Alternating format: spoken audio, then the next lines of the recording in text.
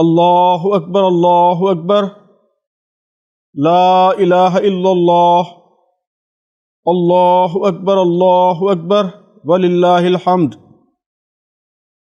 محترم بزرگوں، عزیز دوستوں، پیارے بچوں اور محترم ماؤں، بہنوں اور بیٹیوں، السلام علیکم ورحمۃ اللہ وبرکاتہ۔ دل کی گہرائیوں سے عید الفطر کی مبارکباد قبول فرمائیے۔ اللہ سے دعا ہے کہ یہ عید سارے اہل اسلام کے لیے، ہمارے ملک اور اہل ملک کے لیے اور دنیا کے تمام انسانوں کے لیے خوشیوں کا، امن کا اور عدل و انصاف کا پیغام لے کر آئے، آمین۔ سامعین محترم، عید الفطر یہ خوشی و مسرت کا موقع ہے، یہ سیلیبریشن کا موقع ہے۔ اللہ تعالیٰ کا حکم ہے کہ اسے سیلیبریٹ کیا جائے۔ رسول اللہ صلی اللہ علیہ وسلم کی سنت ہے کہ اس دن کو امت کے لیے سال بھر میں خوشی و مسرت کا، جشن کا، سیلیبریشن کا سب سے بڑا دن بنا دیا جائے۔ بعض لوگ اس موقع پر بھی غم کی داستانیں لے کر بیٹھ جاتے ہیں، دنیا بھر کے حادثات، ظلم و ستم، ناانصافیاں۔ وہ سمجھتے ہیں کہ ان حالات میں کیسے خوشی منائی جائے۔ کچھ اور لوگ ہیں جو رمضان کے جانے کا غم مناتے ہیں، ایک مبارک اور بابرکت مہینہ رخصت ہو رہا ہے، تو ان کے نزدیک یہ بات افسوس کی، غم کی بات ہے۔ لیکن سامعین محترم، آپ غور فرمائیے کہ اللہ تعالیٰ نے ٹھیک اسی موقع کو سب سے بڑی خوشی کا موقع قرار دیا ہے۔ اسے مسلمانوں کا قومی تیوہار اور جشن کا دن قرار دیا ہے۔ رسول اللہ صلی اللہ علیہ وسلم نے اپنی زندگی کے تمام سخت مرحلوں میں عید منائی ہے، اس لیے کہ یہ عید، یہ قرآن مجید کے نزول کا جشن ہے، یہ زندہ و جاوید خدا کے زندہ و جاوید پیغام سے سرفرازی کی خوشی۔ لوگوں، تمہارے پاس تمہارے رب کی طرف سے نصیحت آ گئی ہے، یہ وہ چیز ہے جو دلوں کے امراض کی شفا ہے، اور جو اسے قبول کر لیں ان کے لیے رہنمائی اور رحمت ہے۔ اے نبی صلی اللہ علیہ وسلم، کہو کہ یہ اللہ کا فضل اور اس کی مہربانی ہے کہ یہ چیز، یعنی یہ ہدایت اس نے بھیجی ہے، اس پر تو لوگوں کو خوشی منانی چاہیے۔ یہ ان سب چیزوں سے بہتر ہے جنہیں لوگ سمیٹ رہے ہیں۔ تو لوگ دولت کے حصول پر خوشی مناتے ہیں، امتحان کی کامیابی پر خوشی مناتے ہیں، کاروبار میں نفع ملنے پر خوشی مناتے ہیں۔ اللہ تعالیٰ فرماتا ہے کہ یہ ہدایت، قرآن کی نعمت، یہ ان سب چیزوں سے بہتر ہے جنہیں لوگ سمیٹ رہے ہیں۔ تو یہ سب سے بڑی خوشی کا موقع ہے، یہ سب سے بڑے جشن کا موقع ہے۔ عید الفطر یہ اللہ کی ہدایت، اللہ کی رہنمائی کے نزول کا سیلیبریشن ہے۔ آپ غور فرمائیں کہ دنیا میں سب سے بدقسمت انسان وہ ہے جو اندھیروں میں بھٹک رہا ہوتا ہے، جو منزل کے نشان سے محروم ہو جاتا ہے۔ آپ تصور کیجئے کہ کوئی شخص کسی لق و دق صحرا میں، تپتے ہوئے صحرا میں اگر راستہ بھول جائے، منزل کا نشان بھول جائے، تو وہ اپنے آپ کو دنیا کا بدقسمت ترین انسان سمجھنے لگے گا۔ اس سے زیادہ دکھی انسان کوئی اور نہیں ہوگا۔ تو آپ سوچئے کہ وہ شخص کتنا بدقسمت ہے جو زندگی کے طویل سفر میں اپنی منزل کھوٹی کر چکا ہو، جسے منزل کا کوئی پتہ نہ ہو۔ یہ اللہ کا کتنا بڑا احسان ہے کہ اس نے ہم کو ہدایت کی کتاب دی۔ تو سامعین محترم، یہ سیلیبریشن ہے کہ ہمیں منزل کے نشان مل گئے ہیں، الحمدللہ۔ یہ سیلیبریشن ہے کہ ہمیں منزل تک پہنچنے کا واضح شفاف راستہ مل گیا ہے۔ واضح اور صاف اور روشن فکر، clarity of thought, clarity of vision, یہ کسی انسان کے لیے سب سے بڑی نعمت ہے۔ دلوں کا اطمینان یہ بہت بڑی نعمت ہے۔ یقین، ایمان، یہ بہت بڑی نعمت ہے۔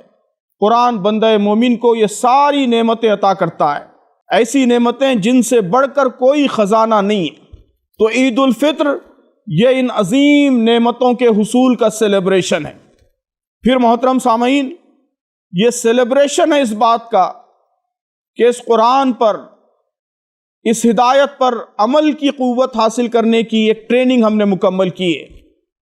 1 ماہ تک اپنے نفس پر کنٹرول کر کے، اپنا ول پاور بڑھا کر، ارادے کی قوت بڑھا کر ہم نے یہ قوت حاصل کی ہے کہ راستے کے ٹیمپٹیشن سے بچ کر، اکساہٹوں سے بچ کر منزل کی طرف ہم تیزی سے آگے بڑھ سکیں۔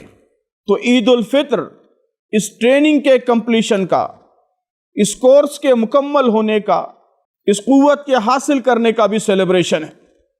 سورہ البقرہ کی جو آیت ابھی میں نے آپ کے سامنے پڑھی ہے، جو عام طور پر رمضان اور روزوں کے موقع پر پڑھی جاتی ہے، اس میں آپ دیکھیے کہ رمضان کے ذکر کے بعد اور قرآن کے تذکرے کے بعد، روزوں کے تذکرے کے بعد اللہ تعالیٰ 4 اہم باتیں فرما رہا ہے۔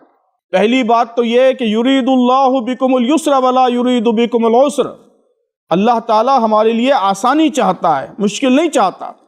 اللہ تعالیٰ چاہتا تو ساری زندگی رمضان بنا سکتا تھا، ہمیشہ کے لیے روزے فرض کر سکتا تھا، ہمیشہ کے لیے ان لذتوں کو حرام کر سکتا تھا جو روزے میں ہمارے لیے ممنوع ہو جاتی ہیں، لیکن یہ اللہ کا مقصد نہیں ہے۔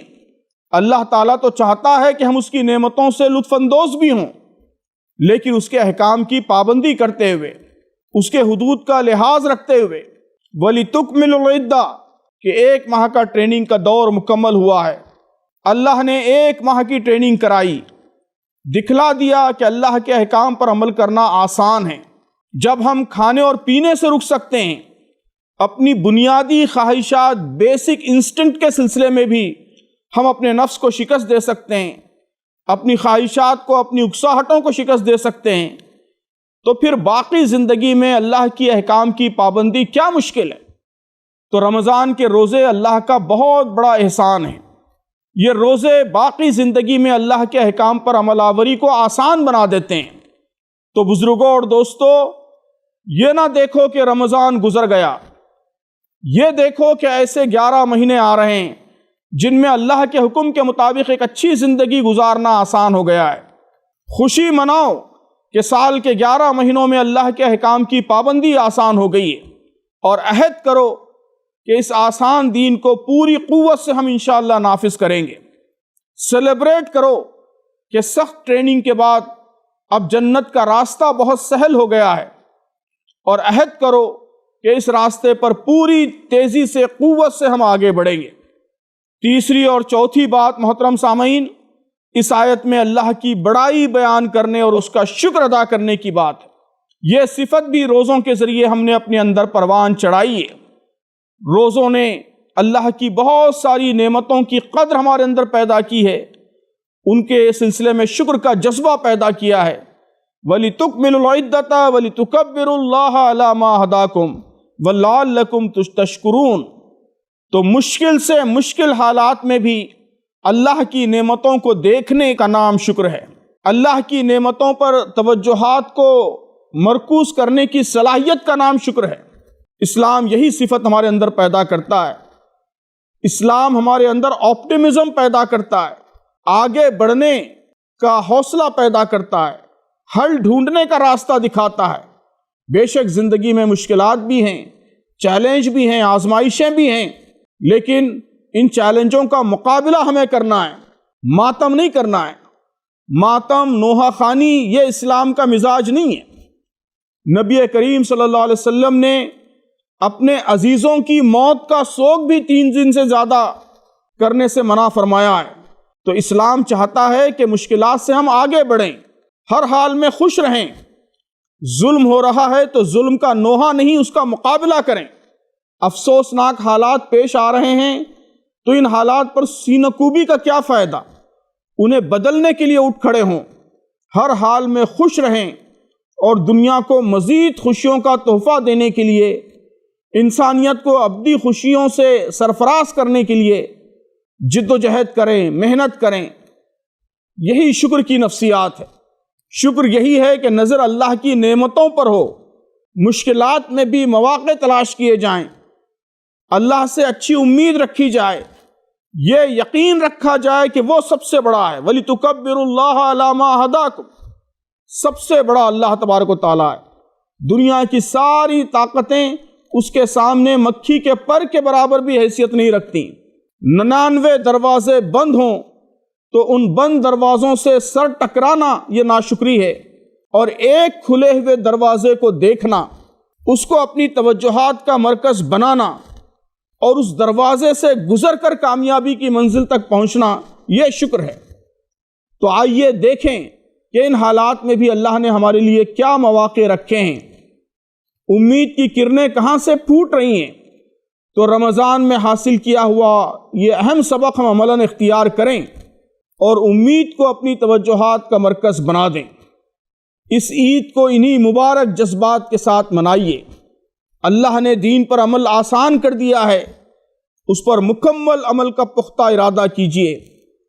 اللہ نے ہدایت سے سرفراز کیا ہے، ابدی کامیابی کا صاف اور روشن راستہ دکھا دیا ہے، اس پر اللہ کی تکبیر بیان کیجیے، اس کی بڑائی کا اعلان کیجیے، اس کے شکر کے جذبے کو اپنے دل میں پروان چڑھائیے، ان مواقع کو، ان اپارچونٹیز کو دیکھیے جو اللہ نے پیدا کی ہیں، اور خوشی منائیے، مسکرائیے، پر امید رہیے، حوصلہ پیدا کیجیے، اور یہ یقین پیدا کیجیے کہ رمضان میں نازل ہونے والی کتاب کا فلسفہ اور روشنی اگر ہم اختیار کریں گے تو انشاءاللہ ہمارا مستقبل روشن اور تابناک ہوگا، اندھیرے چھٹیں گے، صبح طلوع ہوگی۔ اللہ تعالی ہم سب کی زندگیوں کو بے پناہ خوشیوں اور مسرتوں سے سرفراز فرمائے، اس دنیا میں بھی ہمیں مسرتیں عطا فرمائے، اور ابدی زندگی کو بھی لامحدود مسرتوں کا گہوارہ بنا دے۔ آمین۔ عید مبارک۔